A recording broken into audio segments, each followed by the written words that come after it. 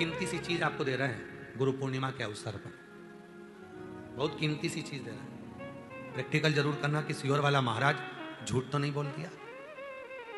बहुत कीमती सी चीज है, पर हर जगह पर उसको प्रयोग मत करना, हर जगह पर उसका प्रयोग मत करना। उसका प्रयोग करना जब बहुत ज्यादा उलझन में हो, बहुत टेंशन में हो, बहुत तकलीफ में हो, और तुमसे कोई भिड़ रहा है, तुम्हारे ऊपर आक्षेप कर रहा है, तुमको बहुत तकलीफ दे रहा है, और उस समय पर तुम अगर कुर्सी पर बैठे हो, सोफे पर बैठे हो, सिंहासन पर बैठे हो, तो अपने पुरुष अपने सीधे पांव का और महिला अपने उल्टे पांव का अंगूठा पृथ्वी पर टिकाकर अशोक सुंदरी का स्मरण कर ले। उतनी देर में आपका जो मन का टेंशन है, चिंता है, जो सामने उलझन आकर खड़ी है, 7 से 8 मिनट लगता है, धीरे धीरे धीरे धीरे हल होना प्रारंभ हो जाता है। मां त्रिपुरा सुंदरी जब माता अशोक सुंदरी के स्वरूप का दर्शन करी, मां त्रिपुरा सुंदरी जब मां अशोक सुंदरी के स्वरूप का दर्शन करी, विद्या महाविद्या माता त्रिपुरा सुंदरी स्वरूप का दर्शन करी, अशोक सुंदरी। और किस समय पर दर्शन करा? जब मां पार्वती की गोद में माता अशोक सुंदरी बैठी हुई थी, और माता पार्वती जी की गोद में जब अशोक सुंदरी बैठी हुई थी, और त्रिपुरा सुंदरी को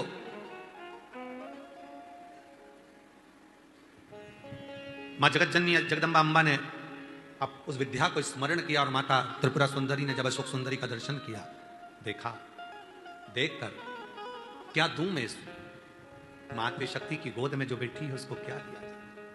त्रिपुरा सुंदरी जी कहती हैं कि हे देवी अशोक सुंदरी, तुम मेरे त्रिपुरारी की पुत्री हो, और मैं त्रिपुरा सुंदरी मेरे त्रिपुरारी का स्मरण कर कर कहती हूं, संसार का कोई मनुष्य जब अपने पैर के अंगूठे को भूमि पर स्पर्श करेगा, उस समय पर पंजा एड़ी सब ऊपर होता है, अंगूठा केवल थोड़ा सा अंगूठा पांव का स्पर्श होता है, उस समय पेड़ी ऊंची, पंजा ऊपर, पांव का नीचे का जो भाग, खड़ा भाग नहीं, नीचे का भाग भूमि पर स्पर्श होता है।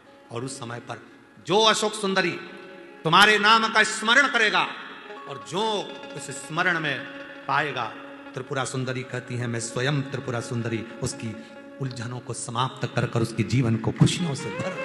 ये त्रिपुरा कह रही है, ये विद्या कह रही है, मां त्रिपुरा सुंदरी।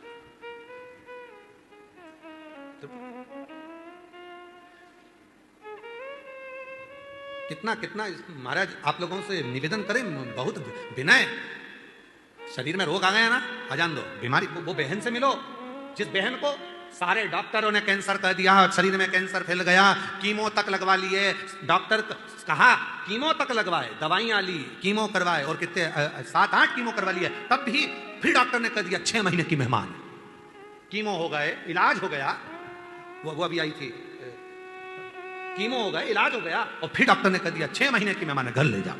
घर ले गए, विचार करा, एक बार सीहोर आए, रुद्राक्ष लिया, कंकर शंकर पूजन कर ली, घर गए, लोटा भर के जल चढ़ाना प्रारंभ करा, जल पीना प्रारंभ करा, रुद्राक्ष का जल लेना प्रारंभ करा, फिर विचार करा अब एक बार दिल्ली जांच करा लेते हैं। फाइल लेकर दिल्ली पहुंच गए, और दिल्ली के कैंसर हॉस्पिटल में जैसे ही फाइल दी, और डॉक्टर ने जैसे ही फाइल देखा, जांच करी, और जो जांच करना प्रारंभ करी, अंदर से पानी निकालकर जो जांच करना प्रारंभ करी, तो डॉक्टर ने सारी फाइल नील कर दी। शरीर में एक रत्ती का भी कैंसर नहीं है, पूरा कैंसर समाप्त है, कोई कैंसर। विश्वास। अभी हम उनसे पूछ रहे थे कि बाबा पर तुम्हारा इतना भरोसा? हाँ, आपने कहा था अशोक सुंदरी वाली जगह पर हाथ लगाना, और हाथ लगाकर अपने शरीर पर लगाकर श्री शिवाय नमस्तुभ्यं कहना। मैं रोज करती हूँ, प्रतिदिन करती हूँ। वो कह रही थी मेरा छोटा सा बच्चा, डॉक्टर ने 6 महीना दे दिया, मेरे बाबू को कौन संभालेगा, मेरे बच्चे को कौन संभालेगा, मेरे बेटे को कौन संभालेगा, जिसको उसका पति गोदी में रखा था। मैं अपने अशोक सुंदरी की जगह पर हाथ रखकर कहती थी बाबा मेरे बच्चे के लिए मुझे प्राण वापिस दे दे।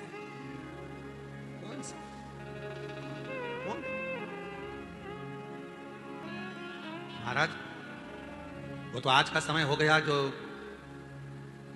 कई मंदिरों में भगवान शंकर के शिवलिंग को स्पर्श नहीं करने देते, कई मंदिरों में भगवान शंकर के शिवलिंग को स्पर्श नहीं करने देते। शिव पुराण की कथा कहती है जब स्त्री हो, पुरुष हो, बेटी हो, बेटा हो, स्वस्थ हो, बीमार हो, पशु हो, पक्षी हो, जानवर हो, चाहे जलचर हो, चाहे थलचर हो, चाहे वायुचर हो, जब किसी शिवलिंग का स्पर्श करते हैं और याद करते हैं, उसी समय से संकट कटना प्रारंभ हो जाता है।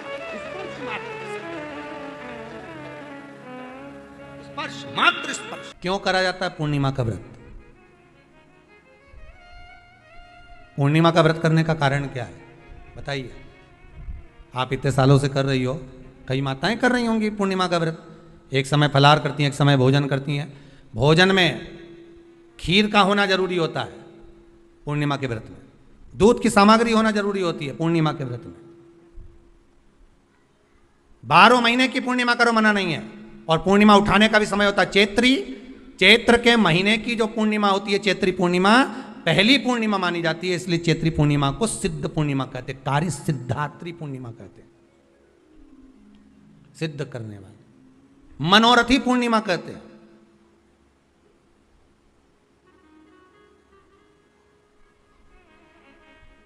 मनोरथी पूर्णिमा। इसलिए पूर्णिमा का व्रत कहां से उठाया जाता है? चैत्र के महीने की पूर्णिमा से पूर्णिमा का व्रत उठाया जाता है कि मैं महीने की पूर्णिमा करूंगी तो चैत्र पूर्णिमा से उसको उठा लिया जाता है। पर उसका एक नियम रहता है, आप फलाहार करें अपनी जगह पर है, पर एक समय भोजन कर रहे हैं वो अपनी जगह पर। भोजन के साथ में मीठे के साथ थोड़ा दूध की सामग्री होना जरूरी होती है। और क्यों करते हैं पूर्णिमा का व्रत? किस लिए किया जाता है, क्यों करा जाता है? उसका व्याख्यान वर्णन शिव महापुराण के अंतर्गत स्कंद पुराण में लिखा गया। स्कंद पुराण में वर्णन किया है श्री वेद व्यास जी महाराज ने। कहा यह पूर्णिमा का व्रत इसलिए किया जाता है कि व्यक्ति का जब मन गलत भ्रम में जाने लगता है, मन जब गलत जगह पर जाने लगता है, तो ये मन को गलत जगह पर ले जाने वाला कौन होता है? तो कहा यह चंद्र होता है। व्यक्ति की राशि के अंतर्गत, व्यक्ति की पत्रिका के अंतर्गत, व्यक्ति की ग्रह दशा के अंतर्गत जब चंद्र बेकार चलता है तो व्यक्ति अच्छा करते करते भी बेकार करने लग जाता है। चंद्र डोल रहा है। कई माताएं कहती हैं गुरुजी हमारे बेटे को आशीर्वाद दीजिए, बहुत गलत संगत में जा रहा है। मतलब समझ जाना कि चंद्र गड़बड़ जा रहा है। बेटी अगर गलत मार्ग पर जा रही है, बेटी अगर गलत संगत में जा रही है, किसी अन्य व्यक्ति को आकर्षित हो, चंद्र गड़बड़ हो रहा है, उसका चंद्र कहीं जा रहा है। कोई पुरुष, कोई लड़का, कोई गलत मार्ग पर जा रहा है, चंद्र गड़बड़ हो रहा है। घर में जो क्लेश उत्पन्न होता है, घर में जो विवाद उत्पन्न होता है, उस विवाद को रोकने के लिए केवल चंद्र की ही, इसलिए तो पूर्णिमा घर की नारियां हमारे हिंदू धर्म में यहां तक स्कंद पुराण में कह दिया कि प्रत्येक पूर्णिमा। आप लोग कभी आप लोगों ने सत्यनारायण जी की कथा करवाई है? जितने लोग आस्था चैनल पर कथा सुन रहे हैं, जितने लोग फेसबुक यूट्यूब पर कथा सुन रहे हैं, यूट्यूब पर कथा का श्रवण कर रहे हैं, उनने कभी सत्यनारायण की कथा करवाई होगी। तो उसमें लिखा है हर कार्तिक, हर पूर्णिमा को, हर संक्रांति को ब्राह्मण सत्यनारायण भगवान की कथा या राजा या वैश्य कथा को कराता था, या बढ़िया कथा कराता। सुनी कि नहीं सुनी ये बात? सत्यनारायण भगवान की कथा में लिखा है, स्कंद पुराण के अंतर्गत जो सत्यनारायण भगवान की कथा का स्मरण किया उसमें लिखा है प्रत्येक संक्रांति पूर्णिमा को सत्यनारायण की कथा करवाने लगा और ये योनि को प्राप्त हुआ। इस योनि से छूटा, इस योनि में गया। लिखा है, सब कुछ लिखा है। अब उत्ते से समझ जाओ कि पूर्णिमा को सत्यनारायण की कथा करने का बोला है। तो पूर्णिमा को सत्यनारायण की कथा का क्यों बोला? वैसे तो रोज कराओ सत्यनारायण जी की कथा, प्रतिदिन कराओ, मना नहीं है। आप क्या कोई विशेष फंक्शन है आप सत्यनारायण जी की कथा करवा, पर पूर्णिमा संक्रांति को और संक्रांति को पूर्णिमा को सत्यनारायण की कथा का स्मरण क्यों करवाया गया? क्योंकि पूर्णिमा के दिन अगर ये भगवान का व्रत रख लेगी, पूर्णिमा के दिन अगर ये खीर का प्रसाद बना लेगी, थोड़ा सा दूध की कोई सामग्री बना लेगी और भगवान को भोग लगा देगी, भले सत्यनारायण भगवान के भाव से बनाए, भले सत्यनारायण जी के निमित्तार्थ बना, पर अगर इसने सत्यनारायण भगवान के निमित्त से बना, पर पूर्णिमा के दिन अगर ये व्रत रखेगी, उपास रखेगी या कोई सामग्री बनाकर भगवान की पूजन कर लेगी, तो इसके घर में जो अशांति है वो शांति में बदल जाएगी। इसलिए कई घरों में आज भी सत्यनारायण भगवान की पूजन हर पूर्णिमा को करती है। माता किताब लेके बैठ जाती है, तुरंत उन्हें ऑफिस जाना, कहीं काम पे जाना, और तुरंत उसने जल्दी जल्दी कलश रखा, कलश नहीं भी रखे तो भगवान की पूजन कर के ब्राह्मण देवता को बुला लेगी। ब्राह्मण नहीं आएंगे तो खुद कर लेगी, पर करती जरूर है। इतना सा आटा सेक लेगी, पंजेरी बनाई, सीरा बनाई, मिठाई रख दो, कुछ भी करेगी, पर सत्यनारायण की कथा कर ले। उसका मन लग गया उसमें। मतलब पूर्णिमा को करना है। उसको करने से क्या होता है? शांति रहती है,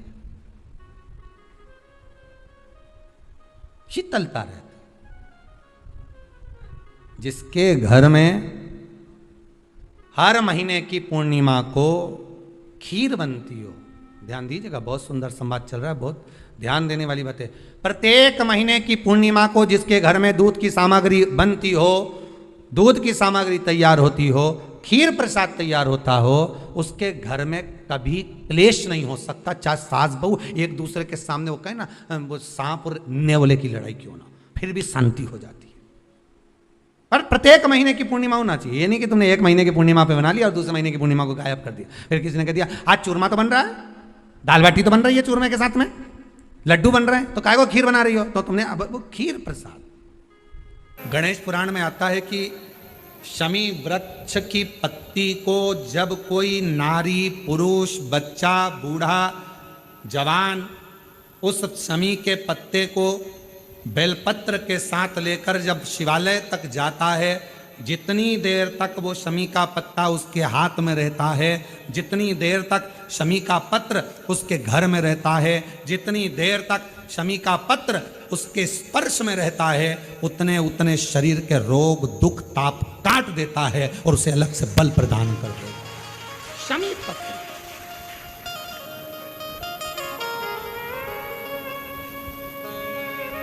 जब व्यक्ति का विल पावर डाउन होता है ना, उसको लगता है ये होगा कि नहीं होगा, होगा कि नहीं होगा, उसको 5 मिनट शमी वृक्ष के नीचे चले जाना चाहिए, 5 मिनट, इससे ज्यादा नहीं, या शमी की पत्ती को रख लेना चाहिए।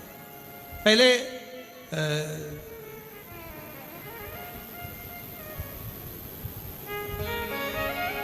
कोई स्थान का ध्यान नहीं आ रहा है स्मरण में, पहले एक नियम चलता था, आप लोगों के जिंदगी में भी, आपका भी बुढ़ापा आया होगा, आप भी युवान अवस्था में आए होंगे, कभी तो स्कूल गए होंगे, कभी तो पढ़ने गए होंगे।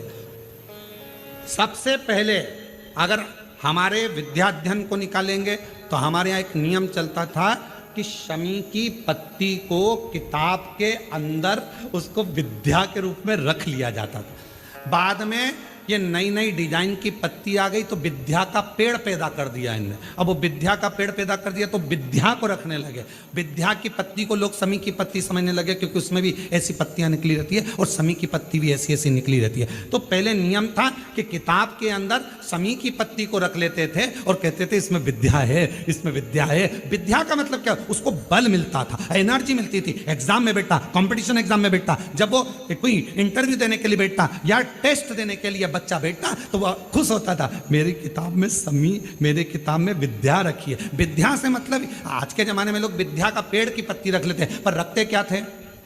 जम के बोलो, शमी की पत्ती रखी क्या जाती थी? शमी की पत्ती। और वो शमी की पत्ती क्या देती थी? उस बच्चे को बल देती थी, एनर्जी देती थी। डामाडोल नहीं होगा, टेंशन मत लेना, विल पावर कमजोर नहीं होगा। पत्ती रखी है शमी की, उसके नजदीक में है, शमी बल देती है।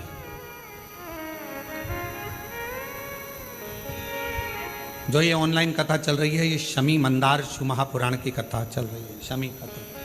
और बहुत सावधानी से इसका स्मरण करिएगा कि एक शमी के वृक्ष की पत्ती कितना बल देती है, कितना बल।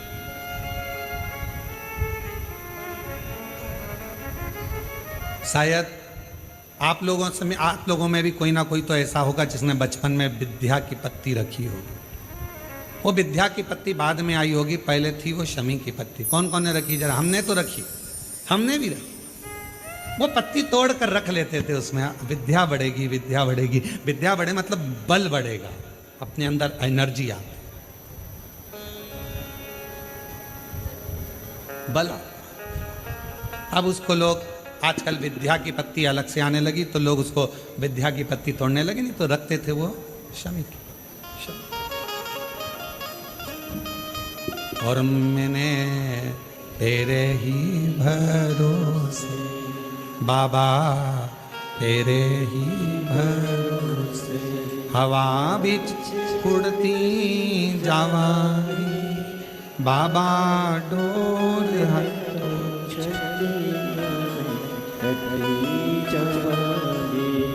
भोले मैं तेरी शंभो मैं तेरी हवा बिच उड़ती जावांगी, बाबा डोर हटो छठी नामे कटी जावांगी। जैसे शिव का द्वार बेलपत्र, यहाँ शास्त्र कहता है आंवले का वृक्ष, शमी का वृक्ष, पीपल का वृक्ष, बट वृक्ष, ये हमको बल देते हैं। बल होता है ओम नमः शिवाय। अब शिवपुराण क्या कर रही है कि नमः शिवाय के साथ में ओम का नाद स्त्री नहीं कर सकती, तो स्त्री के लिए क्या कहा गया, नमः। पर शिवपुराण ने बीच का एक रास्ता दे दिया, भटकना नहीं है, शिव को छोड़ना नहीं है। कोई कहेगा नमः शिवाय जपो, कोई कहेगा ओम नमः शिवाय जपो, कोई कुछ कहेगा, कोई कुछ कहेगा। शिव पुराण ने कह दिया कि तुम स्त्री हो, पुरुष हो, बच्चे हो, बूढ़े हो, बुजुर्ग हो, कैसे भी हो, उच्चारण करो श्री शिवाय नमस्ते। इसमें कोई दोष नहीं, इसमें यह विचार नहीं करना पड़ेगा कि हमने क्या जपा क्या ना जपा। कभी मौका लगे तो अपनी जिंदगी में जप कर देखिए, क्या देता है श्री शिवाय नमस्तुभ्यं। श्री का मतलब होता है लक्ष्मी, श्री का मतलब होता है राधा, श्री का मतलब होता है सीता, श्री का मतलब होता है वैभव, श्री का मतलब होता है पार्वती, श्री का मतलब होता है सरस्वती, श्री का मतलब होता है श्री विद्या, श्री का मतलब होता है त्रिपुरा सुंदरी, श्री का मतलब होता है ललिता, श्री का मतलब होता है बगलामुखी, श्री का मतलब होता है कमला, श्री का मतलब होता है धूमावती, श्री का मतलब होता है जो साक्षात जगत को भंडार देने वाली जो अन्नपूर्णा है, वो श्री है। और जब हम श्री शिवाय नमस्तुभ्यम बोलते हैं तो संसार की कुल देवी, सारी देवी, जितनी शक्तियां हैं, सबको नमन करते हुए शंकर का नाम लेकर प्रणाम करते हैं, तो हमारे अंदर एक ऊर्जा है। वैभव की प्राप्ति, धन की प्राप्ति होती है, संपदा की प्राप्ति होती है, वैभव की प्राप्ति। श्री शिवाय नमस्तुभ्यं, श्री शिवाय नमस्तुभ्यं, श्री शिवाय नमस्तुभ्यं, श्री शिवाय नमस्तुभ्यं, श्री शिवाय नमस्तुभ्यं, श्री शिवाय नमस्तुभ्यं, श्री शिवाय नमस्तुभ्यं, श्री शिवाय नमस्तुभ्यं। एक उच्चारण जब हम करते हैं, लक्ष्मी हमारे घर में प्रवेश करती है। एक उच्चारण जब हम करते हैं, श्री वैभव हमारे घर में प्रवेश करता है। श्री वैभव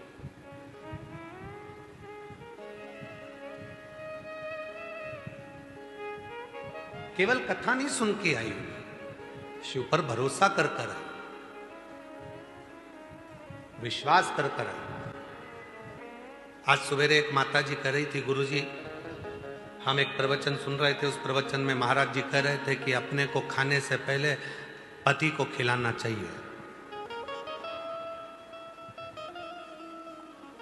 तो हमने कहा महाराज जी ने क्या क्या खिलाने का बोला?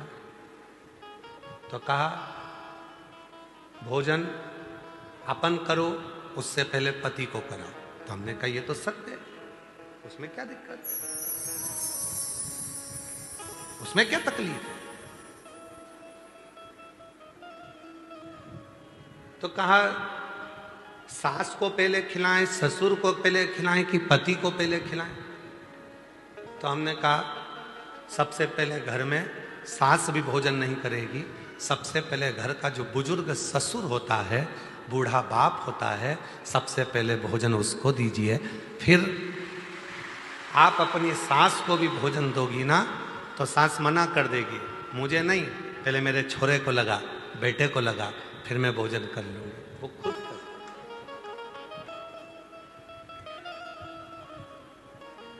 फिर उनको दीजिए और दिल से सारी चिंता को मुक्त होकर, पहले भी कहा आज फिर कहते हैं, शिव महापुराण की कथा पंडाल में सुनने के लिए उस दिन जाना जिस दिन तुम्हारे अंदर शंकर जी के प्रति विश्वास हो जाए। विश्वास तो जाओ, वरना मत जाओ। टाइम बर्बाद तो बिल्कुल मत करो। जिस दिन तुम्हारा विश्वास पूर्ण हो जाए कि हाँ मैं शिव पुराण की कथा सुनूंगी और बाबा मेरी झोली भरेगा, विश्वास है तो शिव पुराण की कथा में जाओ, वरना फिर अपने घर पर बैठो और आइसक्रीम बना बना के फ्रिज में रख के खूब खाओ। टाइम बर्बाद मत करो। सब जा रहे हैं तो हम भी जाएंगे, नहीं नहीं नहीं, बिल्कुल मत आओ। विश्वास है मैं जाऊंगी, एक लोटा जल कंकर शंकर की भूमि पर चढ़ाऊंगी, 5 कंकर बीन कर मैं पूजन करूंगी, शिव जी को नमन करूंगी, 108 बार श्री शिवाय नमस्तुभ्यम बोलूंगी और 5 दिन की शिव पुराण की कथा सुनकर आऊंगी। मेरा बाबा जो मैं मांगूंगी वो मुझे देगा। तब समझो कि बाबा ने कृपा करना प्रारंभ